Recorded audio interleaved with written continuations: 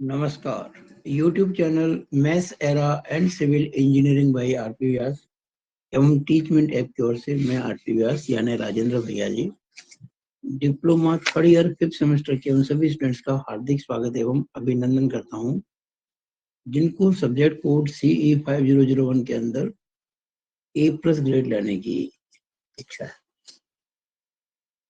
A+ grade लाने के लिए बहुत मेहनत करनी पड़ेगी और अगर आप मेरे निर्देशानुसार कार्य करेंगे तो A+ ग्रेड आपको निश्चित रूप से आएगी, क्योंकि परीक्षा के पहले आपको वो सब कुछ मिलेगा मेरे वीडियोस के द्वारा टीचमेंट ऐप में, जो शायद कहीं से भी ना मिले। तो आज ये सिंगली रेनफोर्स बीम पे मेरा वीडियो नंबर 9 है। अब तक मैंने 8 वीडियो आपके लिए तैयार किए हैं, ये 9वां है। 8 वीडियो में कुल 30 क्वेश्चंस मैंने लिए थे, छोटे छोटे।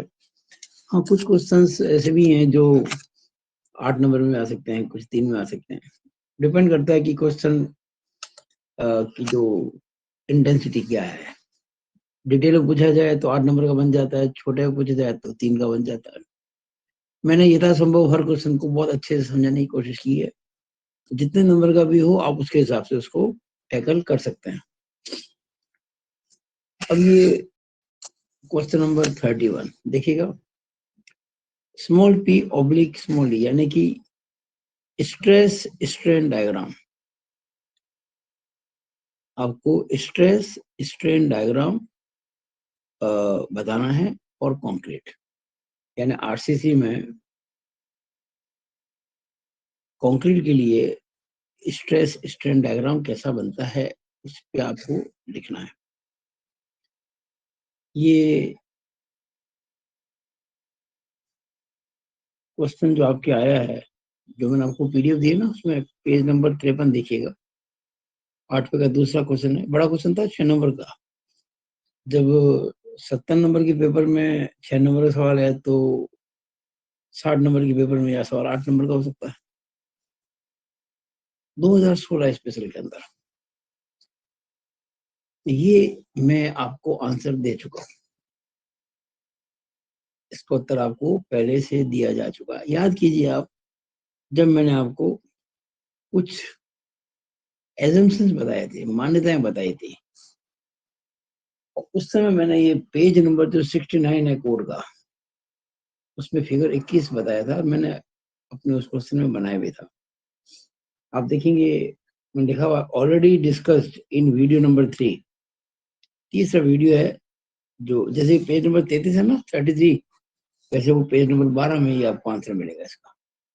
वीडियो नंबर 3 पेज नंबर 12 में आपको मिलेगा। और यूं कोड में देखें तो पेज 69 फिगर 21,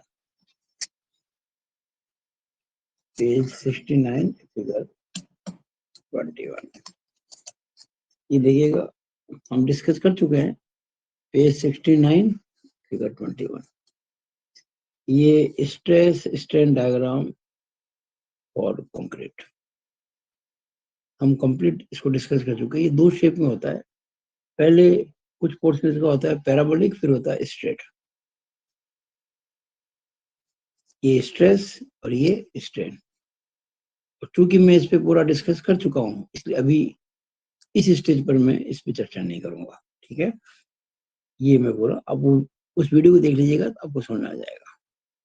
जब कभी आपको कंक्रीट के लिए स्ट्रेस स्ट्रेन डायग्राम की बात करें तो आपको यही फिगर बनाना है। और ये जो 3 ग्राफ हैं अलग अलग, ये क्यों है ये मैं चर्चा कर चुका हूँ, और आप कोड देखेंगे आपको पता पड़ जाएगा। मैंने वीडियो नंबर 3 में इसकी चर्चा कर दी थी। अगला question, question number 32, stress strain diagram for steel. ये तो था कंक्रीट के लिए, ये स्टील के लिए। कि भाई स्टील जो होता है, जो काम में लेते हैं आरसीसी में, उसके लिए स्ट्रेस स्ट्रेन डायग्राम कैसा बनेगा। ये क्वेश्चन 3 बार पूछा गया है। देखिएगा 2011 में, 2006 में, 2004 में। 2011 में क्वेश्चन 8 का पहला पेज 89, 2006 में क्वेश्चन दूसरे का दूसरा पेज 119, 2004 में क्वेश्चन तीसरे का दूसरा, पेज 129। ये आप मेरी जो पीडीएफ है उसमें देखेंगे तो आपको इन पेजेस पर 89, 119 और 129 पे ये क्वेश्चन मिल जाएगा। बड़ा क्वेश्चन है, 8 नंबर में भी आ सकता है। अब जब कभी स्ट्रेस स्ट्रेन डायग्राम पूछे आपसे इस्पात के लिए यानी स्टील के लिए, इसका आंसर भी आपको मिल जाएगा, कोड में ही है, कुछ कोड में है। आपने नोट किया होगा, जितने क्वेश्चंस आपको मैं करा रहा हूँ 80% के आसपास क्वेश्चंस के आंसर कोड में होते हैं। देखिएगा फिगर 23 पेज 70, ये देखिएगा पेज 70 और ये फिगर 23, फिगर 23 लिखा नहीं यहाँ पे, क्या लिखा हुआ है?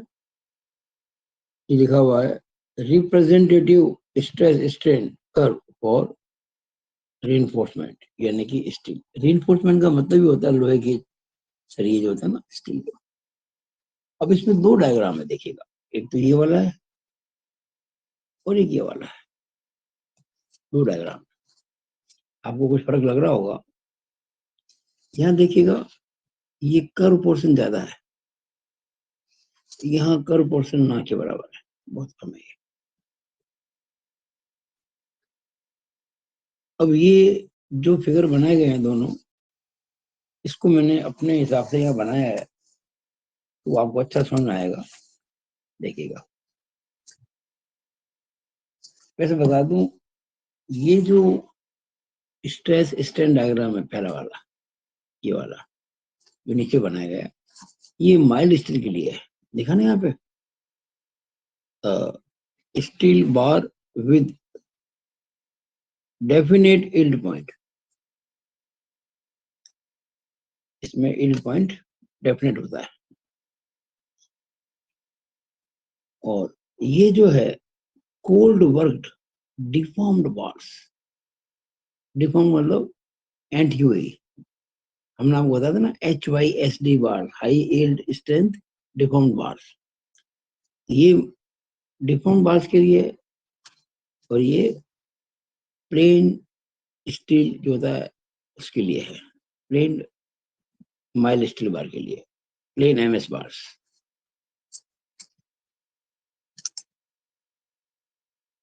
तो स्ट्रेस Y एक्सिस पर, स्ट्रेन X एक्सिस पर।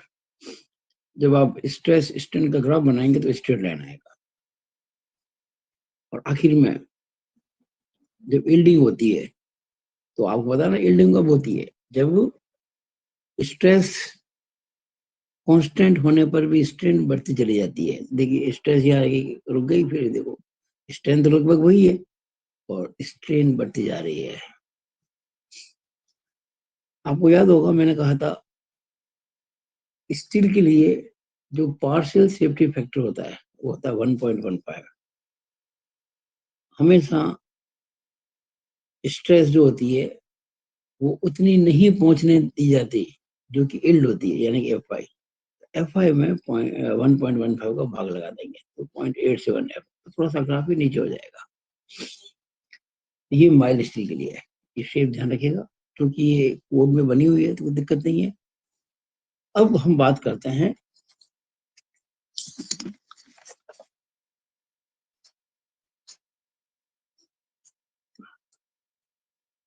HYSD बात के लिए।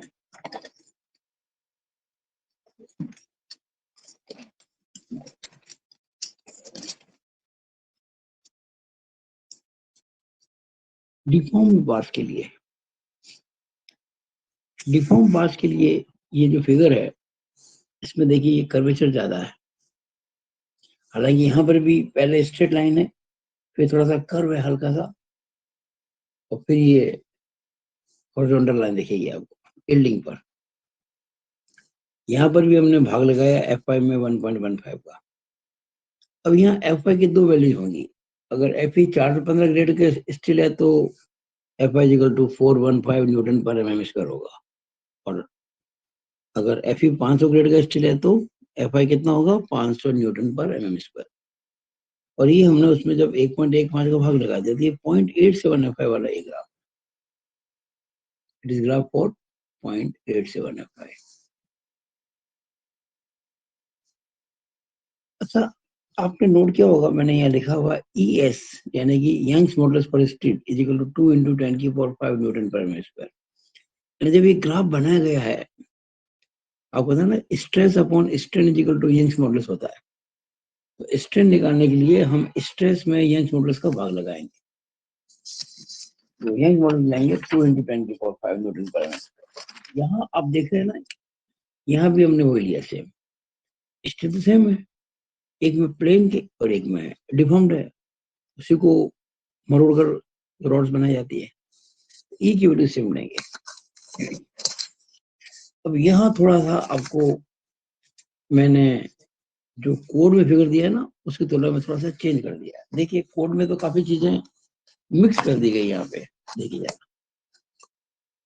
आप यह समझ नहीं पाएंगे इसको, बहुत क्लोज फिगर है ये, इसलिए मैंने यहाँ पे अपने वाले फिगर के अंदर इसको थोड़ा सा सिंप्लीफाई कर दिया है इस फिगर के अंदर, और सारी डिटेल मैंने यहाँ आपको नीचे एक टेबल में दे दी है। कैसे है मैं आपको समझा देता हूँ। देखिएगा, जब स्ट्रेस Fi है, देखिएगा इधर तो है स्ट्रेस और इधर है स्ट्रेन, STRESS स्ट्रेस और STRAIN स्ट्रेन, प्रतिबल विकृति। जब प्रतिबल Fi है यानी स्ट्रेस जो है ना Fi के बराबर है, उस समय स्ट्रेन कितनी है? देखिएगा Fi की लाइन ये चल रही है, ये लाइन इसको यहाँ कट करती है ग्राफ को, और ये देखिए एक डॉटेड लाइन मैंने शो कर रखी है, यहाँ आपको स्ट्रेन मिल रही है 0.0020, ये बिल्कुल प्रामाणिक है।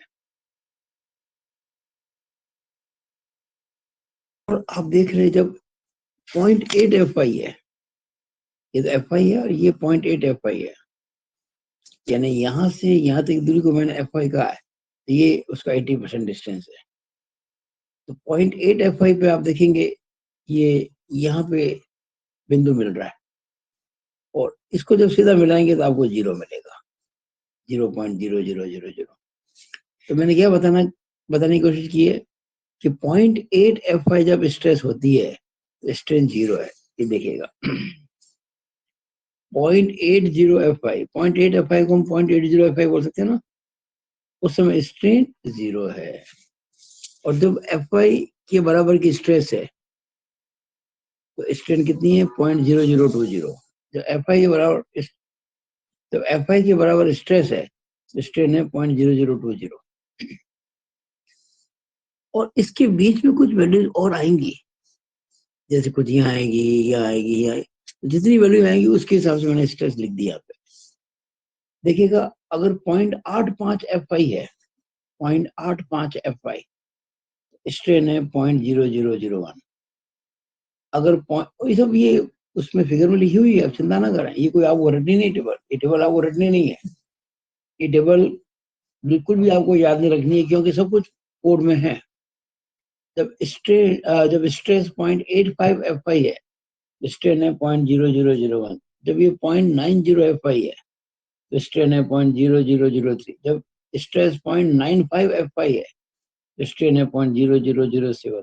जब ये 0.975 Fi है तो ये 0.0010, और जब ये Fi है तो 0.0020। ये सब बातें यहाँ लिखी हुई है, देखिएगा। अब ध्यान से देखें इस फिगर को, ये फिगर बड़ा इंपॉर्टेंट है। देखिए ये जो है, ये तो है 0, दिख रहा है, ये 0 है। इसके बाद आपको मिलेगा यहाँ पे कितना? 0.0001, दिख रहा है आपको? फिर ये अगला पॉइंट, ये 0.0003, फिर 0.0007, फिर 0.001, फिर 0.002। ये तो आगे बढ़ते चले जाएंगे, लेकिन आपको हमने 0.002 तक बताया हुआ है। कितने पॉइंट हो गए? 1, 2, 3, 4, 5, 6। ये देखिएगा 1 2 3 4 5 6। अब यहाँ फिर आपको मैं लौटाता हूँ फिगर के ऊपर। जैसे ये स्ट्रेस सी एफ आई यह जाके मिल रहा है ना ये, और फिर ये लाइन नीचे आ रही है, कितनी है स्ट्रेन 0.002, ये है 0.002।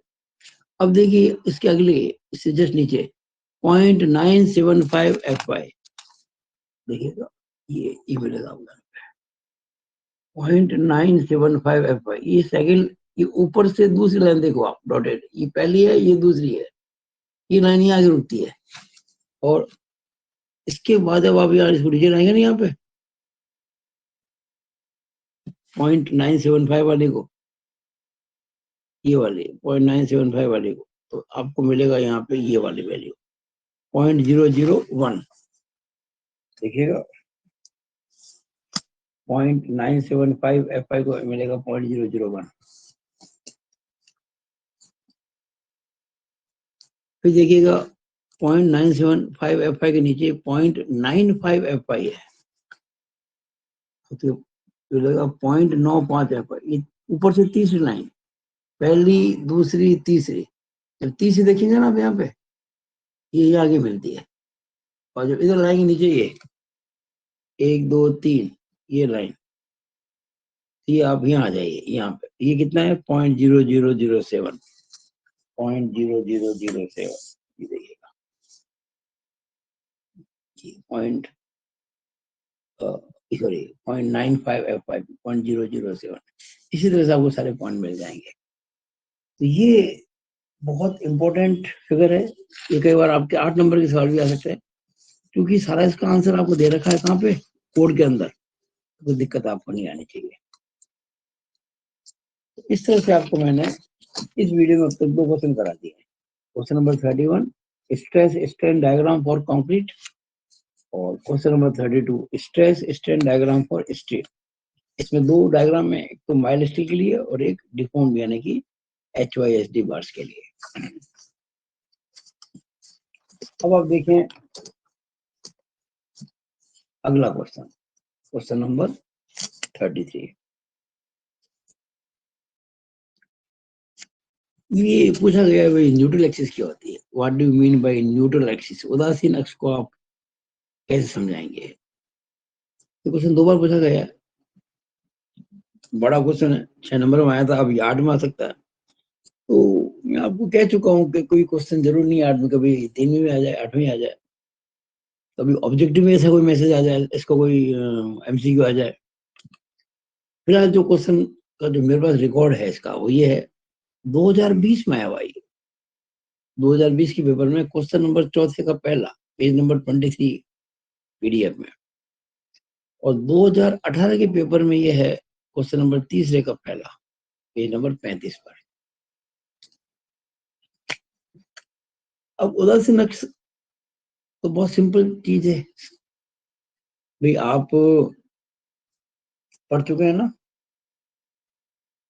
मैकेनिक्स ऑफ मेटेरियल के अंदर, 3rd सेम के अंदर, जब आपने पढ़ा था bending stress in beams, shear stress in beams, तो उसमें आती है उदासीन अक्ष, न्यूट्रल एक्सिस। क्या मीनिंग होता है इसका भाई, न्यूट्रल एक्सिस वो एक्सिस होती है जहां पर कोई बेंडिंग स्ट्रेस नहीं होती। Neutral axis is that axis at which bending stress is equal to 0। देखिए मैंने लिखा है इस अक्ष पर, यानी कि at this axis bending stress is equal to 0, यानी कि बंकन प्रतिबल 0। बेंडिंग स्ट्रेस को हिंदी में कहते हैं बंकन प्रतिबल। और ना केवल बेंडिंग स्ट्रेस, बेंडिंग स्ट्रेन भी 0 होगी। और जब स्ट्रेस 0 है तो स्ट्रेन 0 ही तो होगी ना। आपने भी देखे ना ये स्ट्रेस स्ट्रेन कर रही है, जब एक चीज 0 है तो दूसरी 0 ही है। तो न्यूट्रल एक्सिस पर स्ट्रेस और स्ट्रेन दोनों ही 0 होते हैं, ये पहली चीज। दूसरा, इसको कैसे शो करें भाई, बड़ा क्वेश्चन आता है तो हम कुछ लिखना पड़ेगा ना, ऐसे तो है नहीं इतना लिख जाओ नंबर मिल जाएंगे। तो थोड़ा सा इसको और मसाला लगाओ। मैंने केस बना दिए दो, केस पहला और दूसरा। ये जो न्यूट्रल एक्सिस है जिसकी हमने बात की हुई है, उदासीन अक्ष, इसके ऊपर क्या होगा और इसके नीचे क्या होगा। देखिए दो तरह की बीम आपके होती है mainly, S beams, simply supported beam, या हिंदी में कहें तो सरल आलंबित धरण या शुद्ध आलंबित धरण, और ये कैंटिलीवर बीम यानी कि प्रास धरण कहते हैं इसको, प्रास धरण या बाहु धरण। अब आपको मैं पहले समझा चुका हूं, बल्कि मैंने जो अपना पहला वीडियो था, ये जैसे वीडियो नंबर मेरा 9 है ना, आप मेरा देखिए पहला वीडियो मैंने दिया था इंट्रोडक्शन आरसीसी के लिए, तब बातें समझा दी थी आपको।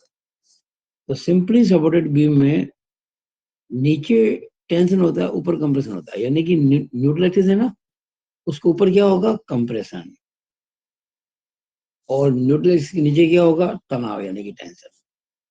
इसलिए सिंपली सपोर्टेड बीम में नीचे का जो एरिया है वहां पे रॉड लगाते हैं स्टील के, एनए के नीचे। और बात आती है कैंटिलीवर बीम की, तो कैंटिलीवर बीम के अंदर एनए के ऊपर, एनए के ऊपर क्या होता है, इसके ऊपर टेंशन होता है, पीछे क्या होता है, कंप्रेशन होता है। ये बात हम वीडियो नंबर 1 में सीख चुके हैं।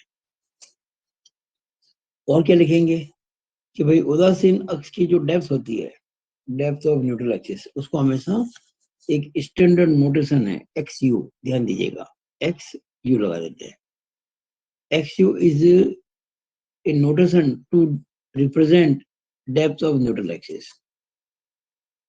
तो एक्स यू से प्रदर्शित करते हैं उदासीन अक्ष की गहराई को। अब नीचे हमने क्या किया है, एक फिगर बनाया है। यहाँ देखिए, ये फिगर जो है बहुत कुछ आपको कहानी कह देगा। आपको दिखाया गया ये एक बीम है आरसीसी की, रेक्टेंगुलर, जिसकी विड्थ है बी, ओवरऑल डेप्थ है कैपिटल डी, और ये है ना स्टील रीइंफोर्सिंग बार जो है, इसके सेंटर तक जो डेप्थ होती है यहाँ तक, उसे कहते हैं इफेक्टिव डेप्थ, ये हम पहले पढ़ चुके हैं। और ये आपकी है एन ए, एन का मतलब न्यूट्रल, ए का मतलब एक्सिस, पूरा लंबा दिखा दिया, यहाँ ए लिख दिया मैंने। अब मैंने दो डायग्राम बनाए हैं। ये तो स्ट्रेन डायग्राम, स्ट्रेन डायग्राम तो बिल्कुल स्ट्रेट बनता है। ये न्यूट्रल एक्सिस है ना, यहाँ देखिए स्ट्रेन ये 0 है ना, तो जो जो ऊपर जाएंगे स्ट्रेन बढ़ रही है। किसमें, ऊपर क्या होता है, सिंपली सॉफ्ट बीम के अंदर कंप्रेशन, नीचे क्या होता है, टेंशन, नीचे भी स्ट्रेन बढ़ रही है। कंप्रेशन में स्ट्रेन बढ़ते बढ़ते, हम इसको बाद में डिस्कस करेंगे, 0.0035 होती है, फिक्स है बिल्कुल। ये कंक्रीट के अंदर अधिकतम विकृति 0.0035 ही होती है। और स्टील में जो है, स्टील में ये, अच्छा स्टील में क्या होता है कि जो स्टील की बार लगी ना यहाँ पर, बस यहाँ तक ही कंसिडर करते हैं। इसके नीचे हम, हालांकि कंक्रीट है ये, लेकिन ये टेंशन में होती है इनइफेक्टिव, अप्रभावी। हम टेंशन जोन के अंदर जहाँ स्टील की बार लगी बस वहां तक ही मानते हैं, इसलिए खाली छोड़ दिया हमने, क्योंकि कंक्रीट इनइफेक्टिव है। यहाँ लग गया टेंसाइल फोर्स जो स्टील बार्स में है, और ये लगा कंप्रेसिव फोर्स जो कंक्रीट में है। इन दोनों फोर्सेस की जो होती है डायरेक्शन अलग अलग होती है, अपोजिट एक दूसरे के, तभी एक दूसरे को बैलेंस कर पाएंगे ना, ये कंप्रेसिव, ये टेंसाइल। इन दो फोर्स के बीच की जो डिस्टेंस है, इसको बोलते हैं lever arm, L A, lever arm, उत्तोलक भुजा। ये कंप्रेसिव फोर्स और टेंसाइल फोर्स जो एक दूसरे के पैरेलल लेकिन ऑपोजिट होते हैं, इनके बीच की डिस्टेंस है। ये एन ए है, न्यूट्रल एक्सिस।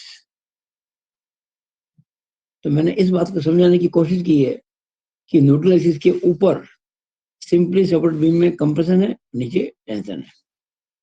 तो मैंने क्या देखा यहाँ पे, देखिएगा न्यूट्रल एक्सिस की डेप्थ को एक्स यू से प्रदर्शित किया जाता है, नीचे एनओ को शो करते हुए, यानी कि न्यूट्रल एक्सिस को शो करते हुए सिंगली रीइंफोर्स्ड बीम के लिए stress diagram and strain diagram बनाए गए। अगर ये सवाल 8 नंबर में आता है तो इतना कुछ आप करेंगे, तब आपको 8 नंबर मिलेंगे। अगर सवाल ये 3 नंबर में आता है तो यहाँ तक लिख के छोड़ दो, बस काफी है, फिर आपको कुछ नहीं करना है। Na जो है इस पे स्ट्रेस स्ट्रेन 0 होते हैं, ऊपर नीचे टेंशन कंप्रेशन जैसा सिंपल से बीम में, और कैंटिलीवर का दर्द, इतना काफी है। बड़ा आ जाए तो कुछ फिगर वगैरह बना दो इसके। शॉर्ट एंड स्वीट इतनी सी बात है कि न्यूट्रल एक्सिस पर स्ट्रेस स्ट्रेन दोनों 0 होता है।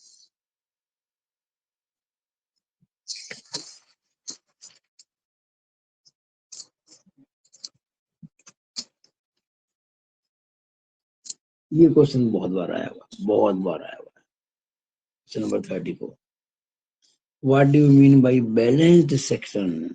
संतुलित खंड से आप क्या समझते हैं? संतुलित खंड से आप क्या समझते हैं? देखिएगा ये कब कब आया है। अपने साथ में आप पेन कॉपी लेके बैठे होंगे तो नोट करो भाई इसको, क्योंकि ये क्वेश्चन की जो लैंग्वेज होती है ना, वो मैंने नहीं लिखी यहाँ पर। हिंदी इंग्लिश दोनों मीडियम में आपको मिल जाएगी मेरे पीडीएफ के अंदर, क्योंकि वो एग्जाम के जो क्वेश्चन पेपर से मैंने सीधे उसको फोटो खींच के पीडीएफ बना दी थी। आप जब तक क्वेश्चन नहीं पढ़ेंगे पेपर का एग्जैक्टली तब तक आपको क्वेश्चन क्या कह रहा है वो पता नहीं पड़ेगा। मैंने तो एक शॉर्ट में लिख दिया भाई, बैलेंस सेक्शन, बस। तो देखिएगा ये 2020 के अंदर क्वेश्चन चौथे का दूसरा, पेज 23 पर, पीडीएफ है ना उसमें, पेज 23 पर। 2018 स्पेशल में क्वेश्चन पहले का दूसरा, पेज 31 पर। 2018 में क्वेश्चन तीसरे का दूसरा, पेज 35 पर। 2017 स्पेशल में क्वेश्चन 8वें का दूसरा, पेज 39। 2015 में क्वेश्चन पहले का दूसरा, पेज 69। 2013 में क्वेश्चन पहले का दूसरा, पेज 78। 2007 स्पेशल में क्वेश्चन दूसरे का दूसरा, पेज 109। अब थोड़ा सा इसमें क्या है कि किसी में पूछा है बैलेंस सेक्शन, किसी में कुछ और एक्स्ट्रा बातें पूछी। जैसे ये पेपर है ना आपका 2015 का, इसमें आपसे पेज नंबर 69 पर संतुलित खंड के साथ साथ में अनबैलेंस सेक्शन के बारे में भी पूछ लिया है। जैसे क्वेश्चन ये रहा होगा कि संतुलित और असंतुलित खंड को समझाइए, explain balanced and unbalance section. हम अभी चूंकि बैलेंस की बात कर रहे हैं तो अनबैलेंस भी ले लेंगे बाद में। ऐसे ही ये जो देख रहे हैं आप 2007 स्पेशल, इसमें भी अनबैलेंस सेक्शन भी पूछा गया है, यानी कि बैलेंस अनबैलेंस दोनों पूछे गए। और ये जो पेपर है 2013 वाला, इसमें बैलेंस सेक्शन तो पूछा ही गया है। एक्चुअली बैलेंस सेक्शन तो सबके अंदर है, इन दो क्वेश्चन में 15 में और 7 स्पेशल में अनबैलेंस भी पूछ लिया गया है। और ये 2013 का जो पूछा गया है OR, यानी कि ओवर रीइंफोर्स्ड बीम। बीम 3 तरह की होती है, balance section, under reinforced and over reinforced. तो ये ओवर रीइंफोर्स्ड वाला जो पोर्शन में भी इसको दूंगा इस क्वेश्चन में। फिलहाल हम बात करेंगे बैलेंस सेक्शन की। अब देखिएगा बैलेंस सेक्शन में क्या होता है। देखिए, मैं आपको जब भी ऐसी बातें को सिखाता हूँ तो मैं कुछ बातें ऐसी करता हूँ जो सब्जेक्ट पॉइंट ऑफ व्यू से तो लिखना ठीक नहीं होता ना, कभी वो एग्जाम में ऐसा लिखना चाहिए आपको। हाँ, समझने के हिसाब से ठीक रहता है, आपके कंसेप्ट क्लियर हो जाए उस दृष्टि से ठीक रहता है। बाकी ये लिखने की बातें नहीं है, समझने की बातें है। देखिए, अगर कोई व्यक्ति एकदम स्वस्थ है और उसको संतुलित भोजन करना है, मान लीजिए हमने कह दिया उस व्यक्ति के लिए संतुलित भोजन का मतलब 6 रोटी खाना है सुबह और 6 रोटी खाना है शाम को, ये उसके लिए संतुलित भोजन की बात हो गई, बैलेंस्ड फूड, 6 रोटी। ओके। अब असंतुलित कब होगा? जब वो 6 से या तो कम खाएगा या ज्यादा खाएगा। 6 से कम खाएगा तो अंडर बैलेंस हो गया, 6 से ज्यादा खाएगा तो ओवर बैलेंस हो गया। बस ये समझने की बात है। यानी जितनी भूख है ना उससे कम खाना, यानी कि अंडर, और भूख से ज्यादा खाना ओवर। एग्जैक्टली स्टील में ऐसा होगा आरसीसी बीम्स के अंदर, स्टील के संदर्भ में। अरे भाई, जितना स्टील चाहिए संतुलित होने के लिए उतना ही लगाया है तो सेक्शन बैलेंस्ड है, उससे कम लगाया है तो अंडर बैलेंस्ड है, उससे ज्यादा लगाया है तो ओवर बैलेंस्ड है, बस। लेकिन ये बातें तो समझने की है, सुनने की है, कहने की है, लिखे कैसे? लिखने के लिए भाषा होनी चाहिए, we should have a language. वो लैंग्वेज मैंने यहाँ लिख दी है, देखिएगा, हिंदी में भी लिखी है मैंने और इंग्लिश में भी लिख दी है। पहले हिंदी में बोल दूं, देखिए ध्यान से। जब किसी खंड में इस्पात एवं कंक्रीट, यानी कि स्टील एंड कंक्रीट, जब किसी खंड में इस्पात एवं कंक्रीट का अनुपात यानी रेशियो इस प्रकार होता है कि दोनों पदार्थों में विकृति, यहाँ देखिए हमेशा विकृति की बात आएगी, कभी भी प्रतिबल की बात नहीं की जाएगी।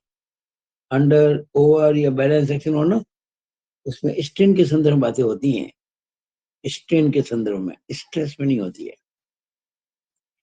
हाँ, जब किसी खंड में इस्पात एवं कंक्रीट का अनुपात इस प्रकार होता है कि दोनों पदार्थों में विकृति के यानी कि स्ट्रेन की अधिकतम मान एक साथ पहुंचे, ये जरूरी है, एक साथ पहुंचे साइमल्टेनियसली। यानी जिस वक्त कंक्रीट में स्ट्रेन अपने अल्टीमेट वैल्यू तक पहुंचती है, at the same time steel में स्ट्रेस भी अपने अधिकतम मान पे पहुंच जाए। दोनों में उनके जो चरम मान है वो एक साथ पहुंचे। ऐसा नहीं कि जब स्टील में चरम मान पे पहुंची तो स्टील तो अपने कंक्रीट में नहीं पहुंची अपने चरम मान तक, या जब कंक्रीट में पहुंचे तो स्टील में ना पहुंचे, ऐसा नहीं। दोनों में अपनी अपनी अधिकतम वैल्यू एक साथ पहुंचे, ऐसा जब होता है तब कहते हैं सेक्शन बैलेंस्ड है। मैंने इसको इंग्लिश लिखा है, जरा ध्यान से पढ़े, बहुत अच्छी भाषा लिखी मैंने। When the ratio of steel to concrete, when the ratio of steel to concrete in a section is such that the strain in steel and that in concrete reach their maximum values simultaneously, यानी कि एक साथ, then the section is called, ये then लिखा हुआ है THEN, ये THEN, then the section is called as balanced section. अच्छा, अगर ऐसा नहीं होता है, यानी कि जब दोनों पदार्थों में स्ट्रेन अपनी अधिकतम वैल्यू तक, अधिकतम वैल्यू पर एक साथ नहीं पहुंचती है, तो उसे कहते हैं अनबैलेंस। देखा ना, आगे लिखा मैंने, ये जो सेक्शन बैलेंस है ना, इसका एक और नाम भी है, it is also termed as critical section. Balanced section को हम कई बार क्रिटिकल सेक्शन भी कहते हैं, ध्यान दीजिएगा। अब जरा फिगर पे ध्यान दीजिए, सबसे सबसे ज्यादा इंपॉर्टेंट बात है फिगर होती है। लिखना ज्यादा कोई पढ़ता नहीं, लेकिन फिगर देखती समझ आ जाता है इसने क्या लिखा है। ये मैंने एक बीम बताई है जिसमें कि विड्थ है बी और ओवरऑल डेप्थ है कैपिटल डी। ये शो नहीं की मैंने, लेकिन शो कर सकते हैं। इसकी ओवरऑल डेप्थ, ये इसकी कुल गहराई है ओवरऑल कैपिटल डी, यहाँ तक बीम, यहाँ तक है ना ये, और ये स्टील लगा ना यहाँ पे, यहाँ तक की जो डेप्थ है वो लिखा दी मैंने, इफेक्टिव डेप्थ स्मॉल डी। ये बीम की विड्थ है बी। ये स्टील के सरिये लगे हुए चार, 4-5 जितने भी हो। ये एन ए है, it is neutral axis, N A. इसे मैंने क्या नाम दिया है? Balanced neutral axis, balanced N A, संतुलित उदासीन अक्ष। यहाँ पे देखिए, हम स्टैंड डायग्राम सीख चुके थे पहले, आपको मैंने बताया था। स्टैंड डायग्राम जो होता है वो स्ट्रेट लाइन आता है बिल्कुल, तो और उदासीनक जो होती है न्यूट्रल एक्सिस, वहां पे स्ट्रेन 0 होती है। ये स्ट्रेन इन कंक्रीट है यहाँ पे। ये लाइन अंदर से हमने खींच ली इतनी, उसको यहाँ से इससे मिला दिया, उसको आगे बढ़ा दिया। ये स्ट्रेन हो गई स्टील में और वो स्ट्रेन हो गई कंक्रीट, क्योंकि देखिए ये एन है ना, ये नीचे टेंशन जोन है, ऊपर कंप्रेशन जोन है। कंप्रेशन जोन में पूरी कंक्रीट है और टेंशन जोन के अंदर कंक्रीट भी है और स्टील भी। पर हम ये मान के चलते हैं कि टेंशन जोन में सारा जो है वजन वो स्टील ही लेता है, कंक्रीट को मानते हैं अपन बिल्कुल नेग्लिजिबल, हालांकि होती है लेकिन उसको अपन कंसिडर नहीं करते हैं। तो आप देखिएगा कंक्रीट में जो स्ट्रेन है, ई का मतलब स्ट्रेन, सी का मतलब कंक्रीट। यहाँ देखिए ई एस, ई का मतलब स्ट्रेन, एस का मतलब स्टील।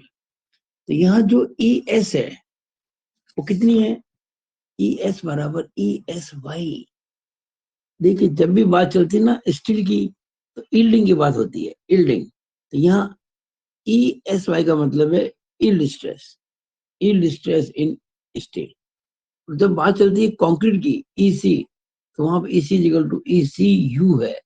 यू का मतलब अल्टीमेट, अल्टीमेट शब्द का प्रयोग करेंगे कंक्रीट के लिए। और ईल्ड, वाई आई ई एल डी, ईल्ड शब्द का प्रयोग करेंगे स्टील के लिए। इस बात को थोड़ा ध्यान दें, बहुत इंपॉर्टेंट बात है।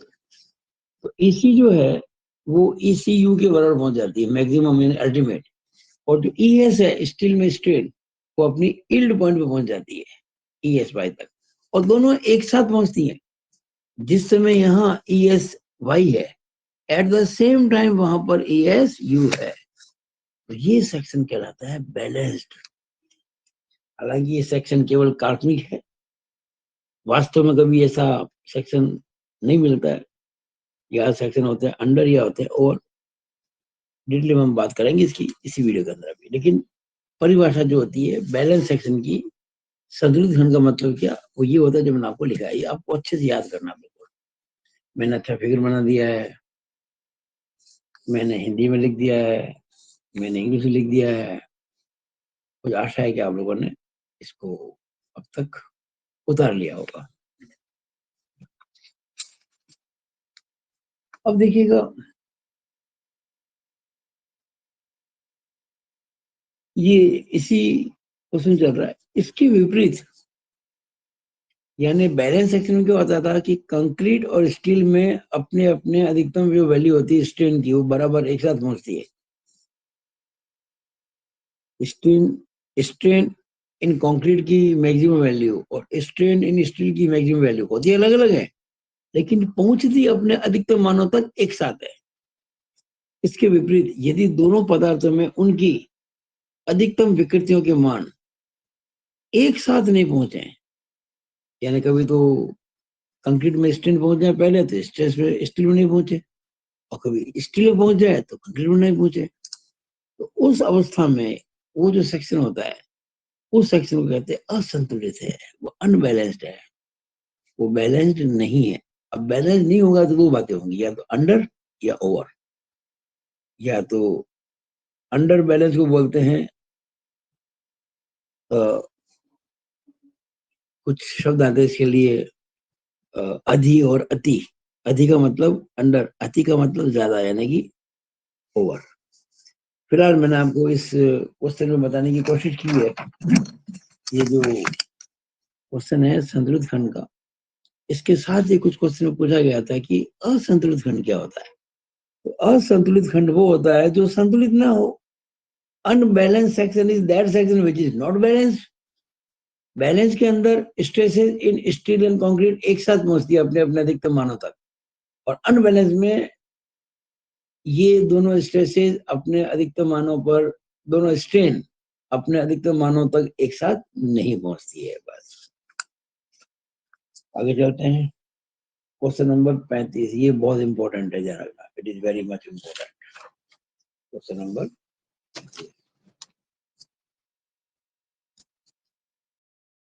देखिए इसमें आपको कभी पूछा गया है अंडर रीइंफोर्स्ड, अंडर रीइंफोर्स्ड यानी कि यू आर कहते हैं इसको, यू आर अंडर, कभी कह दिया over reinforced, O R, over reinforced, O R. अच्छा, अंडर रीइंफोर्स को कई बार अंडर बैलेंस भी कहते हैं। अंडर रीइंफोर्स्ड सेक्शन को कई बार अंडर बैलेंस भी कहते हैं, और ओवर रीइंफोर्स्ड सेक्शन को कई बार ओवर बैलेंस्ड भी कहते हैं। इसको कहते हैं हिंदी में अधि प्रबलित खंड, और इसे कहते हैं हिंदी में अति प्रबलित खंड। और ये क्वेश्चन मिक्स क्वेश्चन पूछे गए, कभी केवल अधि पूछ लिया, कभी केवल अति पूछ लिया, कभी दोनों पूछ लिए। ये 1 2 3 4 5 6 7 8 क्वेश्चन मेरे रिकॉर्ड में है। आप जरा इस पे ध्यान रखें। देखिएगा, सबसे पहले 2019 स्पेशल नोट करते रहे आप। 2019 स्पेशल का पेपर है, क्वेश्चन नंबर दूसरे का पहला, पेज 26। ये मैंने आपको जो पीडीएफ भेजी ना, ये बहुत काम की है। आपको इससे क्वेश्चन की जो लैंग्वेज है वो पता पड़ेगी। कई बार क्वेश्चन पेपर के आगे कुछ इंस्ट्रक्शन लिखे होते हैं, वो भी आप अगर पढ़ेंगे तो आपको पता पड़ेगा कि इंस्ट्रक्शन क्या लिखे होता है। तो 2019 स्पेशल में पेपर आया था, उसमें क्वेश्चन नंबर दूसरे का पहला, पेज नंबर 26 पर, इसमें दोनों पूछा गया है, अंडर और ओवर दोनों पूछे गए। हो सकता है इनको समझाने की बात कही हो, इनमें अंतर पूछ लिया हो। 2017 स्पेशल क्वेश्चन पहले का दूसरा, पेज नंबर 37 पर, इसमें अंडर ही पूछा गया। क्वेश्चन पेपर है ये 2013 में क्वेश्चन पहले का दूसरा, पेज नंबर 78 पर, इसमें ओवर पूछा है, और साथ में बी का मतलब बैलेंस पूछा है, यानी कि संतुलित और ओवर रीइंफोर्स दोनों पूछ लिए। ओवर क्योंकि पूछा ना, इसलिए मैंने इसको यहाँ ले लिया। बैलेंस हम पहले सीख चुके हैं। 2012 स्पेशल, 2012 स्पेशल, ये देखिए 2012 स्पेशल क्वेश्चन नंबर 8वें का दूसरा, ये है पेज नंबर 82 पर, इसमें अंडर पूछा, यू आर, यानी कि अंडर रीइंफोर्स। फिर क्वेश्चन नंबर 2012, ये 12 स्पेशल है, ये 2012 है, क्वेश्चन दूसरे का पहला, पेज नंबर 84, इसमें अंडर और ओवर दोनों पूछा है। फिर है पेपर 2006 स्पेशल, पेपर 2006 स्पेशल, और ये है क्वेश्चन नंबर पहले का चौथा, पेज 114, इसमें भी अंडर और ओवर दोनों पूछे गए। फिर 2006 में क्वेश्चन पहले का पांचवा, पेज नंबर 119, इसमें भी अंडर और ओवर दोनों के बारे में बात की गई है। अब दोनों की तुलना पूछी गई है कि दोनों के अंतर क्या, ये पूछा गया है, दोनों को एक्सप्लेन करो। ये आप क्वेश्चन पढ़ेंगे ना तो पता पड़ेगा। मेरी इच्छा है आप ये जब भी पेज नंबर खोलें तो एक एक क्वेश्चन को लिखिए अपने हाथ से। जब तक क्वेश्चन को अपने हाथ से नहीं लिखेंगे, क्वेश्चन नहीं पता पड़ेगा। फिर ये 2003 में आया हुआ है, क्वेश्चन पहले का दूसरा, पेज नंबर 132, ये भी अंडर और ओवर दोनों बात पूछी गई है।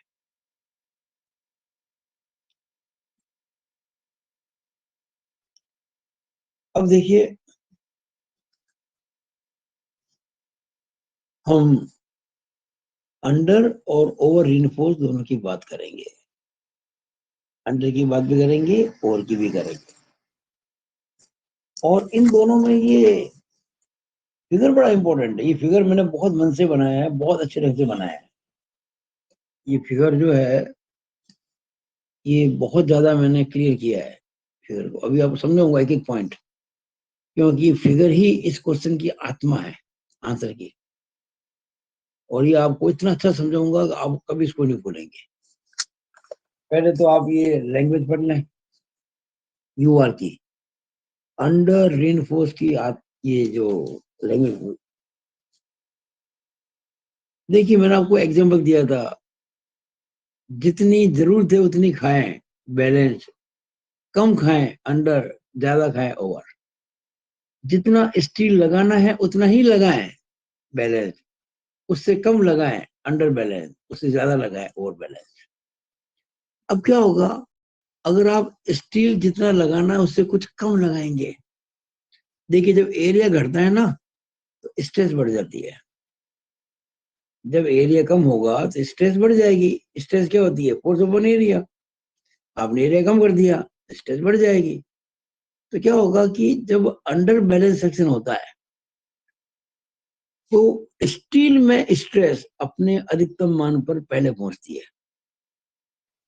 यानी स्टील में जो होती है ना यील्ड स्ट्रेस, वो अपने अधिकतम मान पे पहले पहुंचती है। उस वक्त कंक्रीट में जो स्ट्रेस होती है वो अपने अल्टीमेट वैल्यू तक नहीं पहुंचती है। ये बेसिक बात है। और में क्या होता है, और में स्टील ज्यादा लगाते हैं, और स्टील जब ज्यादा लगाओगे तो क्या होगा, एरिया बढ़ाया आपने, एरिया बढ़ाया तो स्ट्रेस कम हो गई। यानी स्टील में स्ट्रेस अपने यील्ड पॉइंट तक पहुंचेगी, उसके पहले ही कंक्रीट में पहुंच जाएगी।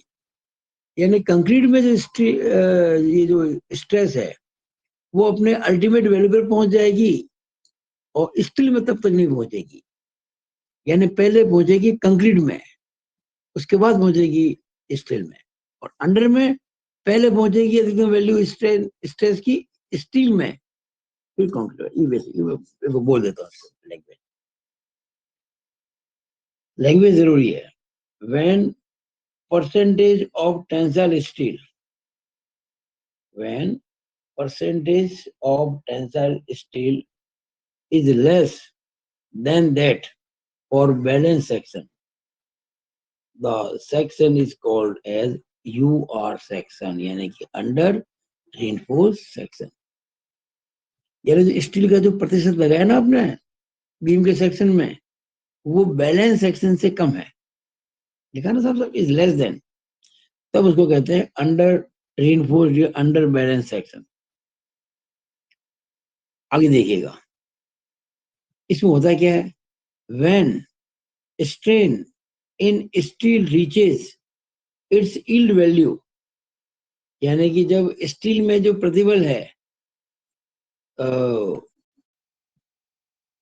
वो अपने, ये यहाँ पे स्ट्रेस लिखना पड़ेगा मेरे को, स्ट्रेन नहीं, ये स्ट्रेन नहीं भाई, स्ट्रेस लिखना पड़ेगा मेरे को यहाँ पे, STRESS।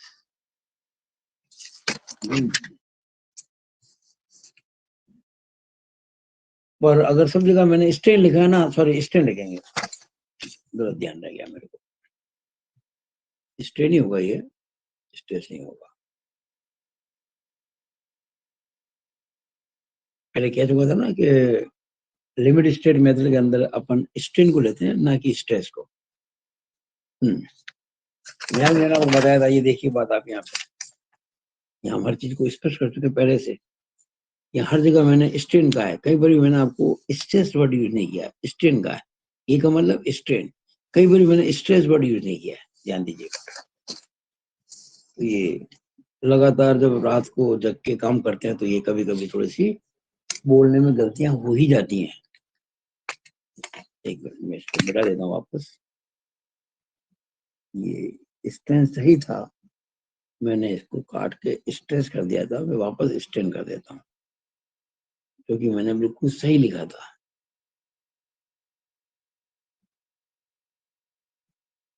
और आपको मैंने कहा भी था कभी स्ट्रेस मत लिख देना, स्ट्रेन ही लिखना आपको।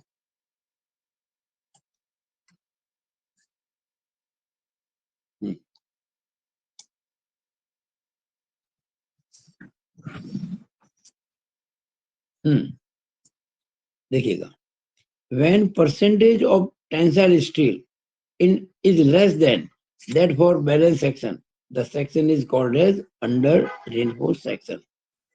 आगे देखिएगा, when strain in steel, STRAIN, when strain in steel reaches its yield value, strain in concrete does not reach its ultimate value। Balance में क्या था, दोनों अपने अपने अधिकतम मानों तक एक साथ पहुंचती है। इसमें पहले किसमें पहुंचती है, स्टील में, लेकिन उस समय कंक्रीट में अल्टीमेट वैल्यू तक नहीं पहुंचती है। अब बात ओआर यानी कि ओवर रीइंफोर्स सेक्शन की। पहले तो एक लैंग्वेज लिखनी है, when percentage of tensile steel is more than that required for balance section, यानी कि संतुलित खंड में जितना स्टील की परसेंटेज चाहिए उसकी तुलना में ज्यादा स्टील लगाया गया हो, then section is called as over reinforce section. अब इसमें होता क्या है, देखिए, when strain in concrete reaches its ultimate value, strain in steel does not reach its yield value। और सिंपल है ना ये क्वेश्चन बहुत बार आता है, 8 नंबर में आ सकता है आपके, लेकिन ये 8 नंबर तब मिलेंगे जब आपकी फिगर बिल्कुल सही बनेंगे। ये फिगर बड़े इंपॉर्टेंट है, इसको जरा देखिए आप। मैं बहुत शानदार मैंने फिगर बनाया आप लोगों के लिए, इसको जरा समझो। मैं आपको अगले 5 मिनट लगेंगे समझाने में को, कम से कम। मैं अपने स्क्रीन पे सब फिगर एक साथ ले रहा हूँ। मैंने देखो इस पूरे विड्थ को 3 भागों में बांट दिया है। ये यहां से यहां तक बैलेंस, ये अंडर बैलेंस, ये ओवर बैलेंस। ये मैंने तीनों में देखो सेम बीम ली है, विड्थ बी, ओवरऑल डेप्थ या effect depth small D, width B, depth वही सेम है। देखो यहाँ तक सेम चल रहा है, प्रोजेक्शन में चल रहे हैं, सेम बीम है। अब इसमें मान लीजिए सेक्शन बैलेंस्ड है, और बैलेंस सेक्शन के लिए आपको 3 रॉड चाहिए थे स्टील की, तो 3 लगाई ना, ये 3 रॉड चाहिए। देखो इसमें मैंने 2 लगाई है, एक कम लगा दी, तो ये शो हो गए अंडर बैलेंस्ड है। और इसमें मैंने 4 लगा दी, बस ये थोड़ा सा आइडिया देने के लिए, भाई जितनी चाहिए थी उतनी है, इसमें कुछ कम है, कुछ ज्यादा है। तो ये फिगर बनाते वक्त आप ध्यान रखेंगे इस चीज का। ओके, चलो आगे चलते हैं। फिर क्या करेंगे आप, ये तीनों आपने फिगर बना दिए सेम लेवल पर। अब आपने एक बैलेंस सेक्शन के हिसाब से ही बना दी न्यूट्रल एक्सिस, देखा ना, NA न्यूट्रल एक्सिस। और ये आपने केवल यहाँ नहीं बनाई, ये ठेठ तक रहेगी, ठेठ तक।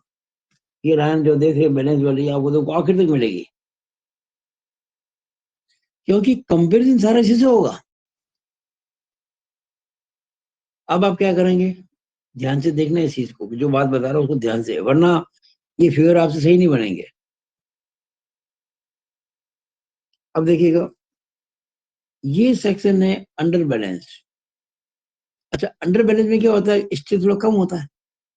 स्टील कम होगा तो नीचे वाला एरिया घट गया, सीजी कुछ ऊपर शिफ्ट हो जाएगी, तो ये इसकी न्यूट्रल एक्सिस ऊपर चली जाएगी। तो ये लिखा मैंने ANA, actual neutral axis, actual neutral axis, वास्तविक उदासीन अक्ष। ये है BNA, बैलेंस्ड न्यूट्रल एक्सिस। ये वही है जो ये थी, ये वाली बैलेंस्ड न्यूट्रल एक्सिस BNA। ये तो पूरी बता रही है मैंने आपको। अंडर में क्या होगा, जो एक्चुअल न्यूट्रल एक्सिस होगी वो ये है, ये वाली। आप इस लाइन को भी आगे बढ़ा रहे हैं, यहां तक बस, उसमें नहीं, यहां तक ये। अब ये जो फिगर है ये वाला, अच्छा बैलेंस की जो लाइन है ना, बैलेंस NA की, वो तो आपको ठेठ तक लेके जानी है। ANA जो है अंडर बैलेंस के अंदर, वो ये वाली बनाई आपने, ये केवल यहां तक ले जाए, आगे जाने की जरूरत नहीं इसको। अब बात आती है ओवर बैलेंस की। मैं आपको एक एक करके समझा रहा हूँ इस चीज को, ताकि आप कभी चूके नहीं फिगर बनाने में। पहले आप बनाएंगे ये आयत, फिर ये एक ही, ध्यान रखना लेवल एक होना चाहिए, ये लाइन और ये लाइन के बीच में बनेंगे तीनों आयत, तीनों रेक्टेंगल। फिर इसकी एक बना दिया आपने बैलेंस सेक्शन की न्यूट्रल एक्सिस, वो ठेठ तक ले गए आप। फिर अंडर बैलेंस की थोड़ी ऊपर ले ली, और ये यहाँ तक। अब ये ओवर बैलेंस, ओवर बैलेंस में आपने स्टील ज्यादा लगाया है, स्टील ज्यादा लगाया मतलब कि नीचे एरिया बढ़ गया, एरिया बढ़ गया, सीजी नीचे शिफ्ट शिफ्ट हो गई। जिधर ज्यादा एरिया उधर सीजी शिफ्ट हो जाती है। इसमें न्यूट्रल एक्सिस नीचे आ गई, जहां यहाँ न्यूक्लियस ऊपर है, यहाँ नीचे आ गई, यानी बैलेंस्ड न्यूट्रल एक्सिस के नीचे। ये देखो ANA, actual neutral axis for over reinforce section, ये नीचे है इसके, उसको तो हमने और आगे बढ़ा दिया। मेरा ख्याल है आपने ये अच्छे से बात को समझ लिया होगा। आगे चलते हैं। अब ये बना रहा मैंने, अब मैंने बनाया स्ट्रेन डायग्राम। तो ये कि यहाँ तो बड़ा सिंपल है, ये आपको एक इतनी अंदाज से दूरी ले लो, और ये आपकी बेस लाइन थी, यहाँ से मिलाते हुए आगे ले जाओ। अब वो क्योंकि सेक्शन बैलेंस्ड है, यानी ये ESU है, तो वो ESY है, वो अल्टीमेट स्ट्रेन इन कंक्रीट है, ये यील्ड स्ट्रेन इन स्टील है। ये हम फिगर वैसे यहाँ बना चुके थे पहले, हम इसके पहले जो था ना फिर उसमें बना चुके थे, ये वाला फिगर बना।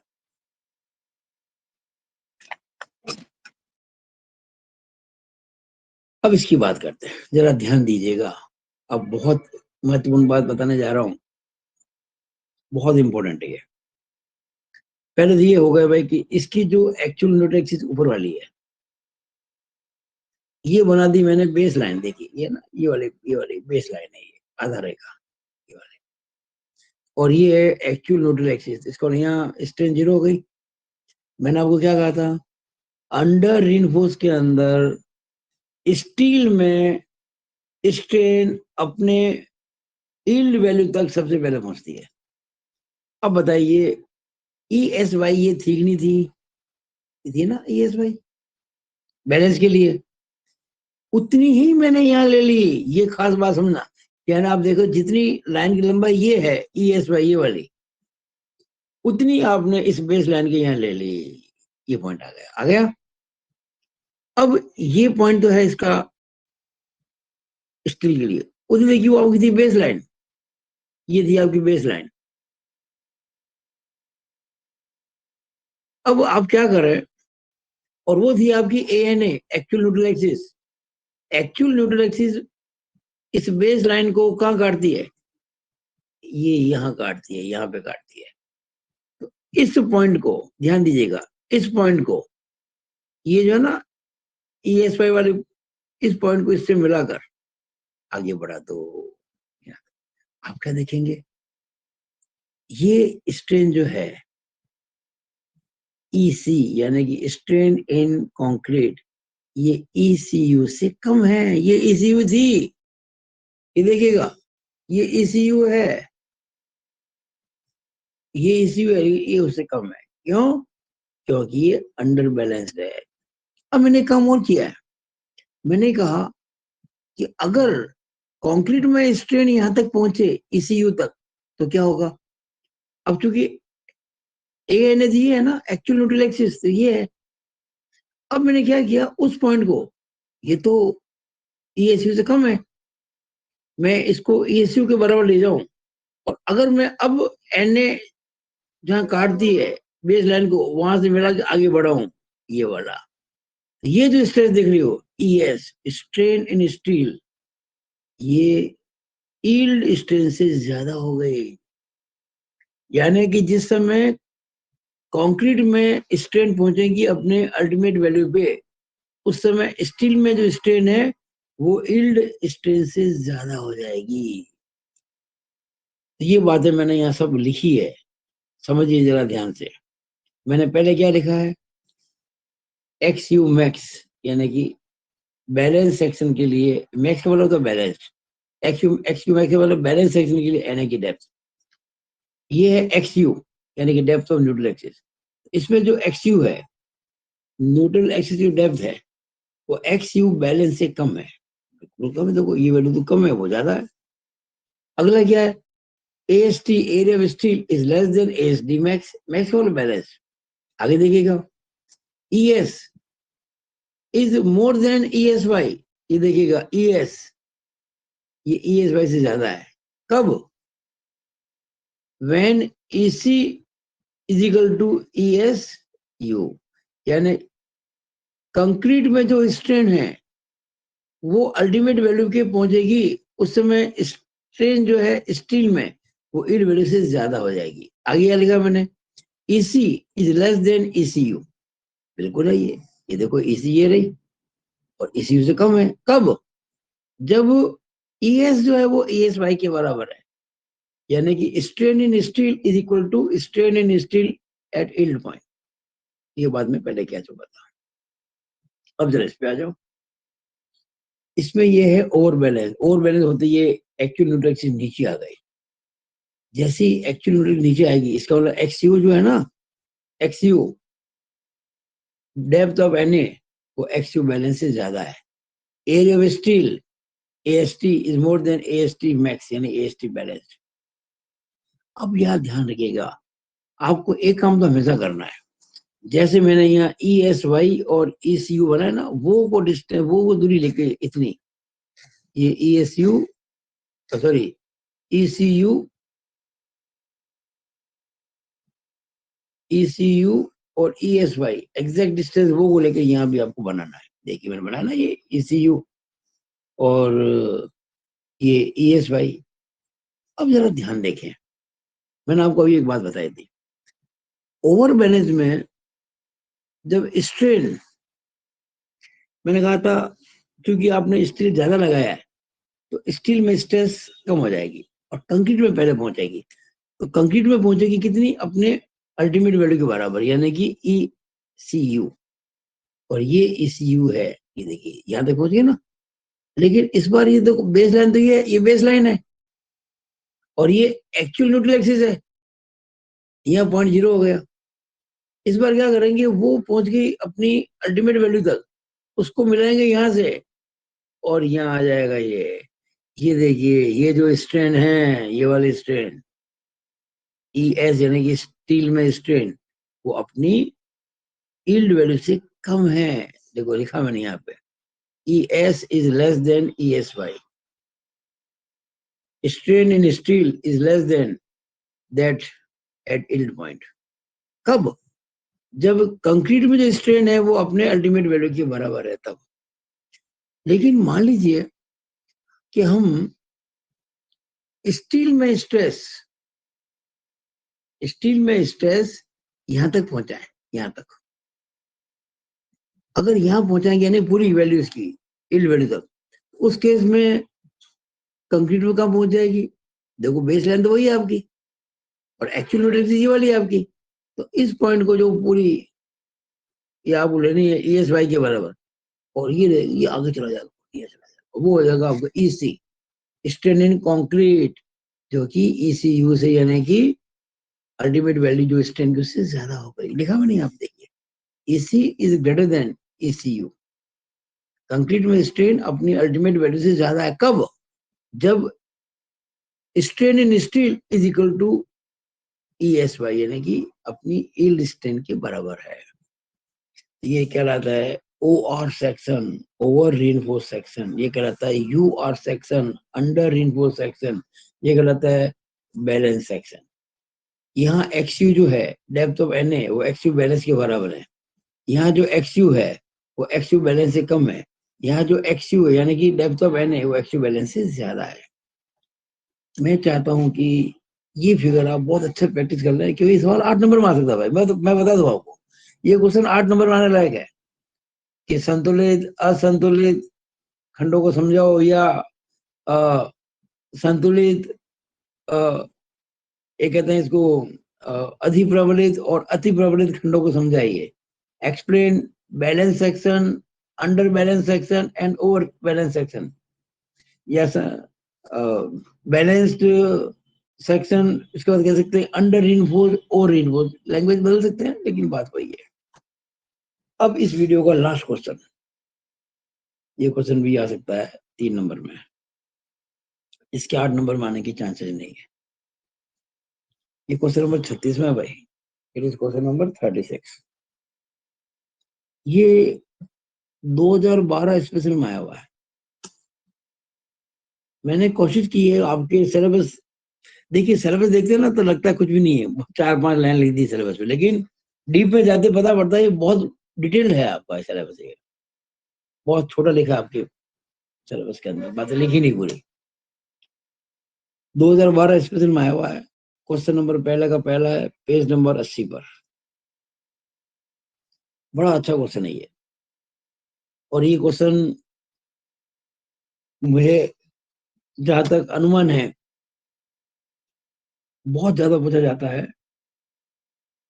आप जब कभी जाएंगे डिप्लोमा करने के बाद में, बीटेक में, वाइवा में, या कभी चलो आपने डिप्लोमा किया, आपने कोई जॉब के लिए अप्लाई किया, इंटरव्यू में क्वेश्चन पूछती है बहुत ज्यादा कि why over reinforced sections are not used. भाई आपके सामने ऑप्शन है 3, balance section, under reinforced section, over reinforced section. भाई सबसे अच्छा तो बैलेंस होता है, लेकिन बैलेंस सेक्शन एक काल्पनिक बात है, एक्चुअल कभी पॉसिबल होता ही नहीं है। तो ये आपको ध्यान रखना है कि हमेशा अंडर बैलेंस सेक्शन ही अच्छा होता है। भाई अंडर बैलेंस सेक्शन होने का मतलब ये कदा भी नहीं है वो भी सेक्शन फेल हो रहा है, ध्यान रखना। आप इस बात को दिमाग से निकाल देना कि अंडर बैलेंस सेक्शन कभी फेल हो जाएगा, इस बात को दिमाग से निकाल देना। लेकिन ये ध्यान रखना है कि ओवर रीइंफोर्स्ड सेक्शन कभी भी यूज नहीं किए जाते, ये आपको याद रखना है। क्वेश्चन हमारा क्या है, ऐसा क्यों, why, why over reinforced sections are not used. ये क्वेश्चन पूछा गया 2012 के अंदर, अभी फिर आ सकता है क्वेश्चन ये। तो मैंने इसको बहुत आसान लैंग्वेज लिख दी, इसकी बहुत आसान। मैं बोल देता हूँ, ये हिंदी इंग्लिश में मिक्स लिखी लैंग्वेज मैंने, ताकि हर बच्चा समझ सके। इसका कारण ये है, किसका कारण, ओवर रीइंफोर्स्ड सेक्शन को यूज नहीं करने का कारण। पहला, सॉरी पहला नहीं, एक पैराग्राफ, एक कारण ये, ओ आर सेक्शन में, यानी कि ओवर रीइंफोर्स्ड सेक्शन में कंक्रीट में स्ट्रेन की वैल्यू अपनी मैक्सिमम यानी कि अल्टीमेट वैल्यू तक पहुंचने से, दिखती बात है, मैंने कहा था ओवर रीइंफोर्स्ड के अंदर कंक्रीट में वैल्यू अपने अल्टीमेट वैल्यू तक पहले पहुंचती है। यानी कि जब ईसी जो है, स्ट्रेन इन कंक्रीट, अपनी अल्टीमेट वैल्यू तक पहुंच जाती है, ईसीयू तक, उस समय स्टील में जो स्ट्रेन है वो अपने यील्ड पॉइंट तक नहीं पहुंचती है, लेकिन कंक्रीट में पहुंच गई। देखा ना, कंक्रीट में स्ट्रेन की वैल्यू अपनी मैक्सिमम वैल्यू यानी कि अल्टीमेट वैल्यू तक पहुंचने से क्या होगा, कंक्रीट में होगा अवभंजन, क्रशिंग, संदलन, बिखर जाएगी कंक्रीट। कंक्रीट के अंदर होगा अवभंजन, इसे बोलते हैं हिंदी में अवभंजन, इंग्लिश में कहते हैं क्रशिंग। कंक्रीट के अवभंजन के कारण धरणखंड अचानक विफल हो जाता है। The beam section suddenly collapse due to, हम कह सकते हैं crushing of concrete, sudden failure of section occur. और ये आकस्मिक विफलता बिना किसी पूर्व सूचना की होती है। और भाई आपको कोई वार्निंग भी नहीं मिलती इसके अंदर, बिना किसी पूर्व सूचना के। जबकि बात करते हैं अंडर रीइंफोर्स्ड सेक्शन की, यूआर के अंदर, जब स्टील में विकृति यानी कि स्ट्रेन अपनी यील्ड वैल्यू पर पहुंचती है तो खंड अचानक विफल नहीं होता। कारण क्या, स्टील में जब यील्ड वैल्यू पहुंचती है ना, स्टील में जब यील्डिंग होती है ना, उस समय कंक्रीट में क्रैक डेवलप होना शुरू हो जाते हैं, क्रैक है, डिफ्लेक्शन है, तो आपको इंडिकेशन मिल जाता है और आप सेफ्टी मेजर लगा सकते हैं। क्योंकि उस समय कंक्रीट में स्ट्रेन अपनी अल्टीमेट वैल्यू पे नहीं पहुंचती है, इसलिए कंक्रीट फेल नहीं होगी और नुकसान की बात नहीं होगी। देखा ना, तो खंड अचानक विफल नहीं होता है, सडनली फेलियर नहीं होता है, बल्कि डिफ्लेक्शन और क्रैक्स के द्वारा वार्निंग यानी चेतावनी आपको दे दी जाती है। इसी कारण से आईएस कोड हमारा जो है ना, इंडियन स्टैंडर्ड कोड क्या कहता है कि ओवर सेक्शंस को टोटली डिसअलाउ करो, लिखा है। इसी कारण से Indian standard code over reinforced sections को टोटली डिसअलाउ या फॉरबिड करता है, यानी इसको अलाउ नहीं करता है। तो ये आप बात को अच्छे से समझे, मेरे ख्याल से मैंने बहुत अच्छे से समझाने की कोशिश की है। और इसी के साथ अपनी बात को समाप्त करते हुए मैं वीडियो को यहीं पे समाप्त करता हूँ। आशा करता हूँ कि आपने बहुत एंजॉय किया होगा और बहुत अच्छे से हर चीज को समझने की कोशिश की होगी। मुझे बहुत धीमे धीमे बोल के समझाना पड़ता है, क्योंकि ये ऐसा पॉइंट है सारे आरसीसी के अंदर जो हम जल्दी से पढ़ेंगे तो कभी समझ में नहीं आएंगे। मैंने कोशिश की है आपके लिए अच्छे से अच्छा मैं समझाऊं। It is all over about this video. Thank you.